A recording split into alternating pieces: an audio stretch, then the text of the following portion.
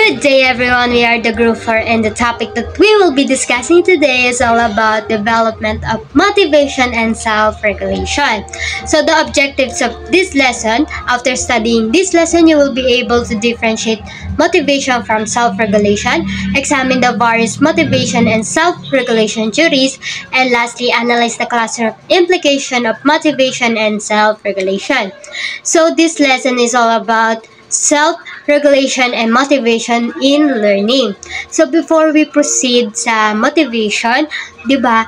Tayo mga students, sometimes nakakaranas tayo ng very high na energy para gawin yung mga tasks na kailangan natin gawin. Pero sometimes napaka-low ng energy natin to the point na gusto lang natin ng katahimikan, gusto lang natin humiga, gusto lang natin magpahinga. Pero those two situations are very normal lang naman. Siguro naman sa ating lahat nangyayari yung ganong bagay. Pero mas better pa din if magsiset ka ng plan or i-handle mo ng very well yung time management mo para walang nasasayang na oras. So now let's move to motivation. Ano nga ba yung motivation? Motivation is what makes you want to do a task. Ano ba yung goal mo? Ano ba yung dahilan kung bakit ginagawa mo yung isang bagay na ginagawa mo ngayon? Like for example, sa school, gusto mo ng high grades. So ang gagawin mo, mag-i-exceed ka ng maraming efforts. Gagawa ka ng reviewer, magre-review ka araw-araw, gagalingan mo sa performance mo kasi mas lalo kang namomotivate kapag nakakakuha ka ng high grades, di ba? So there are two types of motivation. Number one is intrinsic motivation. You do something because you want to. Like for example, nagbigay yung teacher mo ng project, which is painting. Gusto mo ng art. So, gaganahan ka. Mamomotivate ka na gawin yung bagay na yon. Parang ganun lang siya. Ginagawa mo yung bagay na yon kasi gusto mo siya. Ayun naman talaga yung gusto mo. So, the number two kinds of motivation is intrinsic motivation. You do something for reward or other outside reasons. So, ginagawa mo yung isang bagay kasi may gusto kang makuha. Like for example, yung high grades nga. Gusto mo makakuha ng high grades. So, ang gagawin mo, gagawa ka ng mga tasks na gagawin mo yung mga very best mo sa mga tasks na ibibigay sa'yo. So, now let's move to self-regulation. Self-regulation is the process of self-monitoring and self-correction of three general aspects of learning. Ano nga ba yung three general aspects of learning na yon? Number one, behavior. Number two, motivation. And lastly, cognition. So, yung self-regulation daw is when you control how you learn. So, ikaw yung in charge sa own learning mo. Like, it means na ikaw yung gagawa ng goals mo, ikaw yung magsiset ng goals mo, ikaw yung gagawa ng plan mo, ikaw yung mag-check kung ano na ba yung ginagawa mo or ano ba yung nagawa mo. And lastly, ikaw yung nag-fix ng mga things na kailangan mong i-fix sa learning mo. Like for example, may exam ka bukas or sa isang araw. So, gagawa ka ngayon ng goal. Ano yung goal mo? Kailangan mong magbasa, kailangan mong makapag-review. So, gagawa ka ng plano. Ang plano mo, magbabasa ka ng 1 hour and magpapahinga ka ng 15 minutes. So, i-check mo ngayon kung ano na ba yung ginagawa mo. I-check mo yung kung may reviewer ka ba, kung may mga lecture ka ba, and lastly, i-fix mo yung mga things na kailangan mo pong i-fix. Like for example, may isa kang lesson na hindi masyado maintindihan. So, pabalik-balik ka dun sa lesson na yun hanggang sa maintindihan mo. Like parang self-learning lang siya. Pero yung sarili mo yung tinuturuan mo. Like parang ikaw yung teacher ng sarili mo. So, yung lesson na to is nagpapakita lang na kung ang isang student ay very motivated and self-regulated, mas lalo siya nag-e-exceed ng efforts or mas lalo niyang ginagalingan sa mga bagay na ginagawa niya. That's all to my part. And next na po tayo. Hello, good day everyone. My name is Blessy Noela Abergas and today we are going to talk about the Maslow's hierarchy of needs. But before that, let us know who is Abraham Harold Maslow. So he was an American psychologist who created Maslow's hierarchy of needs, a theory of psychological health predicated on fulfilling innate human needs in priority, culminating in self-actualization. So he was born on April 1, 1908 at Brooklyn, New York, and died on June 8, 1970 at the age of 62 at Menlo Park, California. So Maslow's hierarchy of needs is a motivational theory in psychology. It shows that people are motivated to satisfy their needs in a specific order. So from the most basic to the most advanced. So by looking at the figure, the hierarchy is often shown as a 5-level pyramid. So to discuss this, I will start from the bottom going up. So the first level is the physiological needs. Ito yung mga basic survival needs natin, kung saan ito yung food, water, sleep, shelter, or air. So according to Maslow, these needs must be met first before a person can focus on anything else. So for example, meron kang student na gutom and hindi siya makapag-concentrate during your classes because sumasakit yung tiyan nila. So ano yung nagkulang doon? The food, which is part ng physiological needs natin, ng ating survival needs. So it must be fulfilled para makapag-concentrate yung estudyante sa klase natin. So the second level naman is safety and security needs.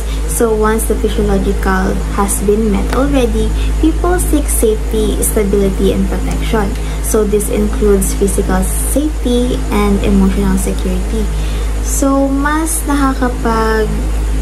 ginaganahan pumasok yung isang estudyante kapag feel niya is safe siya and secured sa loob ng klase. So the third level naman is love and belonging needs. This involve relationships, affection, and a sense of belonging. Yung friendship, family connection, and acceptance are very important in this level. So, mas nagpa-participate yung estudyante kapag feel nila is hindi sila gina-judge ng mga kaklase nila. And another example then is meron tayong mga estudyante na mas na-motivate sila and mas na-lessen yung stress kapag supportive yung circle nila, like yung friends or yung family. So the fourth level is the self-esteem needs. This level involves feeling valued, respected, and confident. So people want to achieve things and be recognized for their efforts. So mas nagiging proud yung isang estudyante kapag ka-feel nila is nare-recognize yung mga ginagawa nilang maganda sa school. Like, meron silang good performance and then lagi silang nakaka-receive ng mga praises, ganyan. And then the last level or the highest level is the self-actualization. So it means reaching one's full potential. So from the physiological needs, na-fulfill na yon hanggang sa self-esteem, and then mapupunta na nga sa self-actualization, which is the highest level of this hierarchy. So a person becomes creative, independent, and willing to explore new ideas. So for example is that a student joins competitions because they want to grow and challenge themselves. And then another one is an artist creates artwork not for reward but because it fulfills them. So si Maslow, he grouped the needs into two main categories. So the first one is the D needs or the deficiency needs. This includes the first level up to the fourth level of the hierarchy, which are physiological needs, safety needs, love and belonging, and then the self-esteem. They are called deficiency needs because people feel motivated when something is missing. So when the needs are unmet, we feel uncomfortable or anxious. That's why na-motivate tayo para mag-push yun or gawin natin yung isang bagay. So, the second category naman is the B needs, which refers to the self-actualization. It is the desire to grow, create, and reach full potential. So, unlike the D needs, B needs are about personal growth and not survival. So, ano nga ba ang nangyayari kung ang needs ng isang tao ay hindi na-met? So, the first one is they tend to misbehave. The second one is they can feel frustrated or even experience mental health issues. So, meron ding criticism yung Maslow theory. So, sabi nila, it is not scientific because Maslow only selected the people he studied, which means it wasn't fully objective or based on broad scientific data. Yung pangalawan naman is people can act self-actualized even when lower needs are unmet. So, merong ibang individual that still show creativity, kindness, or strong character even when basic needs are lacking. So, for example, is meron kang estudyante na nanggaling sa isang mahirap na pamilya but kaya pa din naman mag-excel or sumabay sa klase and makatulong sa mga kapwa niya. So, that last one is that the hierarchy isn't always followed in a strict order. So, in real life, hindi naman talaga siya nasusunod because people may pursue higher needs even when lower ones are not fully satisfied. So, ano nga ba ang implication nito for us future teachers and teachers? So, despite the criticisms, the theory remains useful in education. So, the teacher must remember that if students misbehave or struggle in school, it might be because their needs are not being met. So, lagi natin yung tatandaan. And students must feel safe, respected, and cared for to learn effectively. And lastly, understanding Maslow helps teachers support the physical, emotional, and social needs ng isang learner. So, ang Maslow theory is nakakatulong para sa mga teachers and future teachers na mas maintindihan nila yung mga kalagayan ng mga estudyante nila and makatulong din sa mga estudyante nila to help them fulfill their needs. So just like us, students are human beings with needs. So when these needs are met, mas nagiging meaningful and effective yung learning ng isang estudyante. So, yun lang for my part. Sana may natutunan kayo. So, thank you for listening. Let's proceed to the next part. So, let's move on to 2.2, which is the Alderfer's ERG theory. The composer of this theory is Clayton Paul Alderfer. He is an American psychologist who is known for developing Maslow's hierarchy of needs. What is Maslow's hierarchy of need? It is a psychological theory that proposes human motivation based on five-tier pyramid. Five-tier pyramids of need.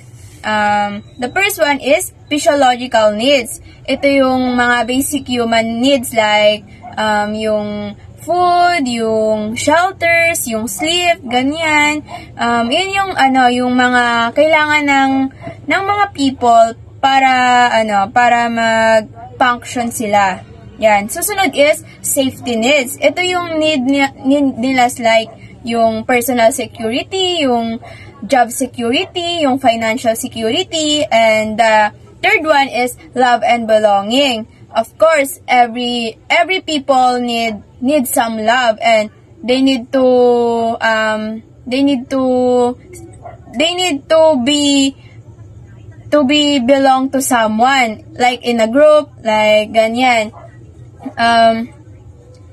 Susunod is esteem need. Ito yung self-esteem ng isang individual. Like, parang pag nakaka-achieve ka ng mga academic validation, ganyan, yung recognition, yung mga medals, yung honors sa school, yung makakapagpaboost ng self-esteem natin. The last one is yung self-actualization. Ito yung highest level. Kasi, dito, natutuklasan ng isang individual kung ano yung full potential niya. Like, halimbawa,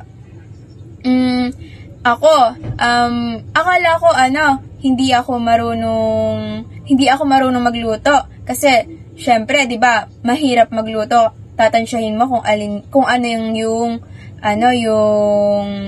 ano yung ilalagay mo, kung ilan ba yung asin na ilalagay mo, ganyan, ilang kutsara ba, yun. Tas, pag tinry mo na yun, syempre, makikita mo na, ay, kaya mo naman pala, ay, madali lang naman pala magluto if talagang, ipupush mo, like, ganyan. Like, ititignan mo kung hanggang saan talaga yung kaya mo. Like, parang mag-try ka ng mag-try, para malaman mo kung kaya mo ba talaga or hindi. Yan. Yung ERG, stand for, una, yung E, existence, yung R, relatedness, and yung G, yung grow.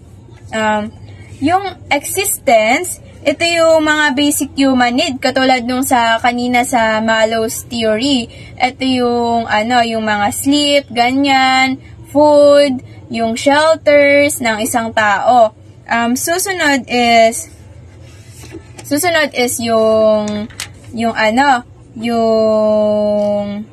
relatedness. Ito yung pakikipag-socialize natin sa mga tao. Like, halimbawa, may classmates ka. Yung classmates mo na yon is sa first day of class, hindi pa kayo ganun ka-close. Tas hanggang sa maging magka-group kayo sa every group activities. Tapos doon na nabubuo yung band yung dalawa or yung band yung magkakaibigan, ganyan. Like, magsisimula na doon yung, yung friendship nyo. Parang, mapipil mo na belong ka sa kanila, ganito. Yan, ganun yung relatedness. And the last one is yung growth. Which are the needs for personal development. These needs allow us to be more creative to search for meaningful work that may impact to others. Syempre, halimbawa, yung isang tao, hindi niya na-attain yung full potential niya, katulad nung sa kanina, sa self-actualization, yung growth and self-actualization, it's like the same, like, parang attaining your full potential, like, di-discover mo yung sarili mo, mag-explore ka sa sarili mo, kung ano yung kaya mo, kung ano yung hindi mo kaya. Like, character development. Like, halimbawa, immature ka dati. Syempre, kailangan mo baguhin yon.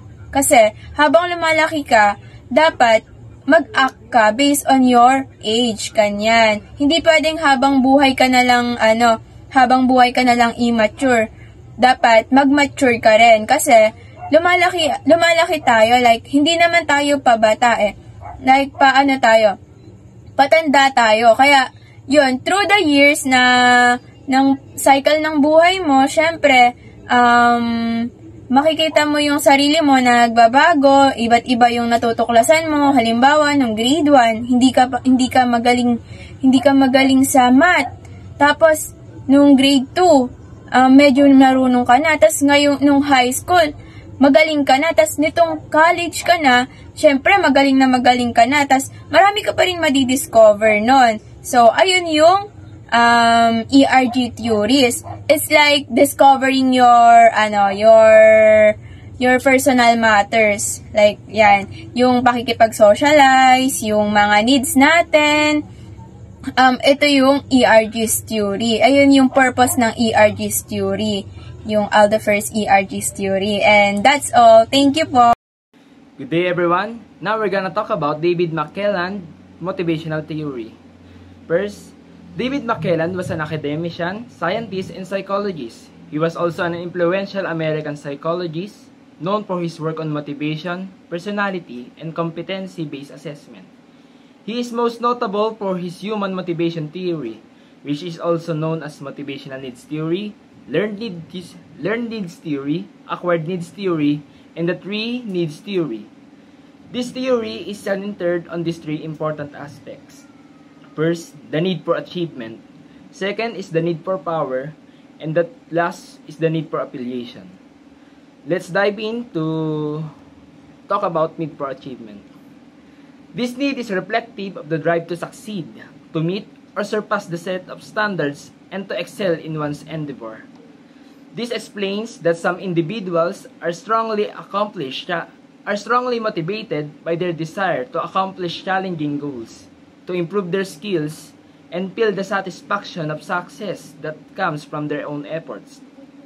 People with a high need of achievement prefer tasks that are neither too easy nor too hard, but moderately challenging, because these tasks provide a sense of accomplishment.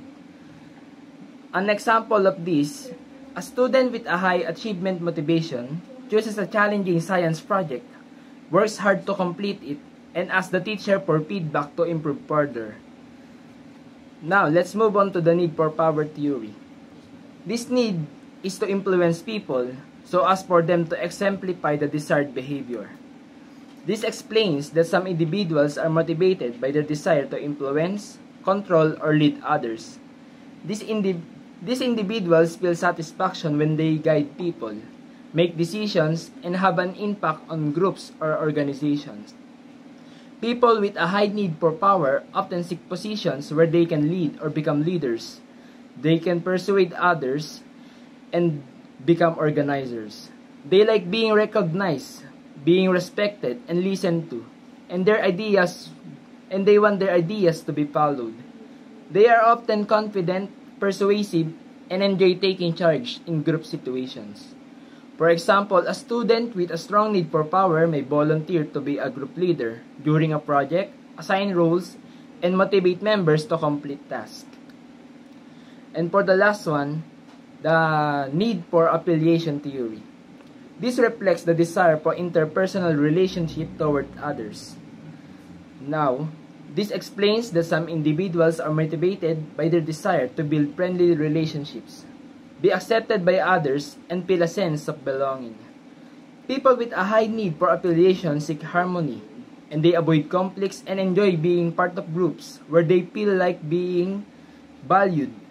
They prefer cooperative situations rather than competitive ones, and they are often good at teamwork, communication, and maintaining positive relationships.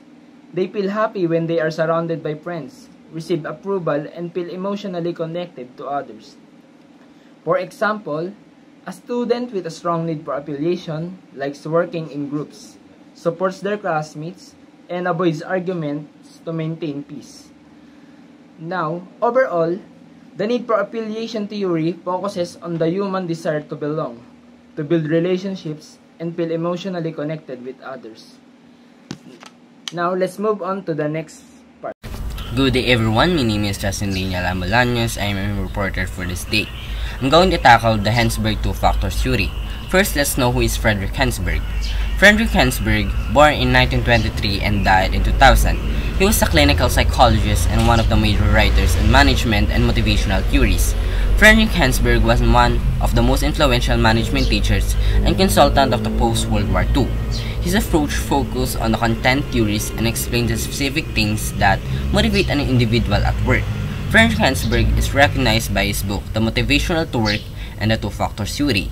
Frederick Hensberg daw po is a clinical psychologist and one of the major writers in motivational theories and management.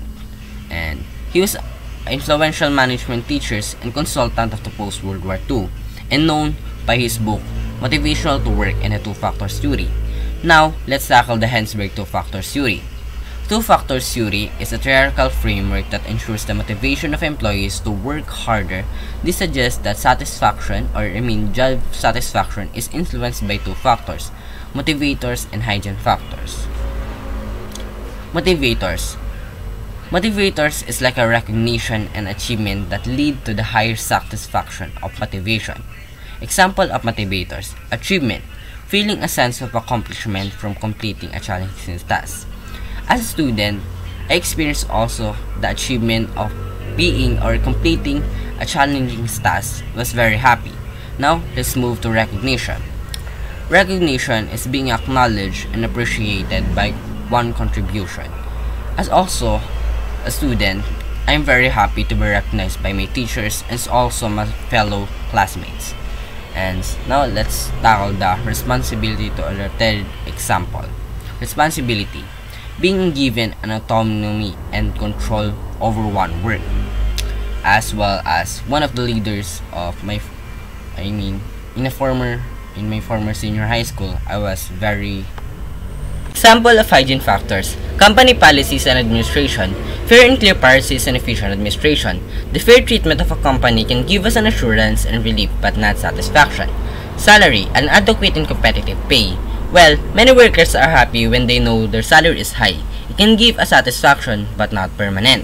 Working condition, safe, comfortable, and adequate work environment. As a worker feel comfortable in a work, it can give a sense of happiness and ease. The last example is supervision, competent and safe supervision. For this theory to be successful, employers have to eliminate dissatisfaction by ensuring that hygiene factors are met. Moreover, they have to create a job satisfaction by meeting the motivation factors. This theory implies that meeting the hygiene factors will not motivate individual to exert effort, but only will stop them or stop the satisfaction. To motivate the workers, motivational factors must be supplied. The shortcomings of this theory is it does not provide proper way to measure the satisfaction. Number 2, moreover, satisfaction and dissatisfaction may vary from one person to another, and it is difficult to generalize. Then, number 3, the reliability of this theory is uncertain. Classroom implication of motivation and self-regulation. The success of meaningful learning acquisition does not only really on the end of the teacher.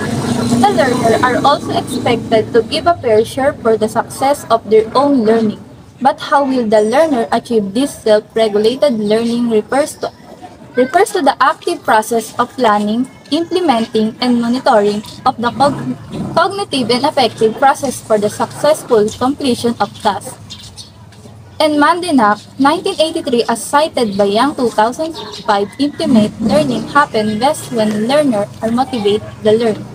Regulated to perform the task required to achieve it bears some principle that teachers need to keep in mind. To ensure motivation and self-regulated, students participate of more actively motivated learner raise hand, ask questions, and engage in discussion. They precise even with tasks. Difficult motivation help students working despite challenges and failures.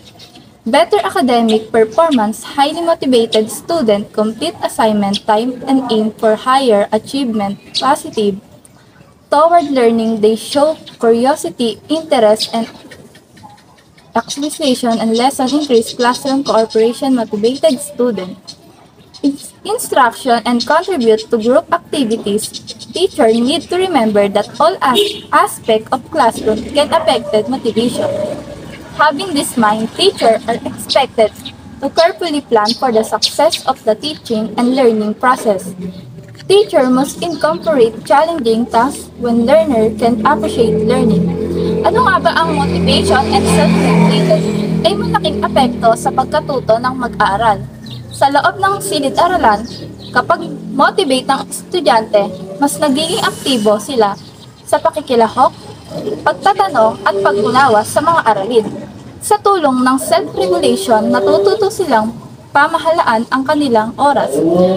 Kontrolin ang emosyon at manatiling nakatuon sa gawain na nagre-resulta sa mga matataas na responsibilidad at pagiging independent. Dahil dito, mas kaunti ang nagiging problema sa disiplina dahil mas kaya nilang sundin ang alituntunin at makipag-cooperate sa kanilang mga kaklase. Nagiging matatag din sila sa paghaharap mahihirap na gawain at hindi agad sinusuko. Kapag nahihirapan sa mga kabuuan o motivation, self-regulation ay nagkakatuto upang maging maayos ang produkto at mas positibo ang kapaligiran sa pag-aaral, habang mas napapadali naman ang pagtuturo ng mga guro. Yun lamang po at maraming salamat.